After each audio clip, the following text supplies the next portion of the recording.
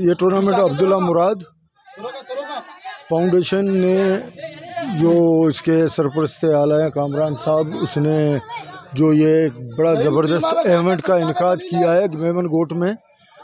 इस सिलसिले में यहाँ के लोगों को एक बड़ा मुस्बत एंटरटेनमेंट भी मिल रहा है शाम को, और ख़ास तौर पर उसने कराची के बेहतरीन टीमों को लेके आके इस टूर्नामेंट में शिरकत करवाई है, जिसके लिए हम उसके तहे दिल से मशकूर हैं। उसने ये बड़ा अच्छा कदम उठाया है, ख़ास तौर पर मलीर में उसने ये अपना कायदे आज़म मोहम्मद अली जिन्ना फुटबॉल टूर्नामेंट का इनकाद करके, जिसमें 4 टीमें जो आउटसाइड से भी आ रहे हैं, आउट ऑफ कंट्री से आ रहे हैं, इसके मुकाबले होंगे। और इसका बड़ा यानी कि मस्बत जो है ना, इस टूर्नामेंट को लिया जाएगा कराची में।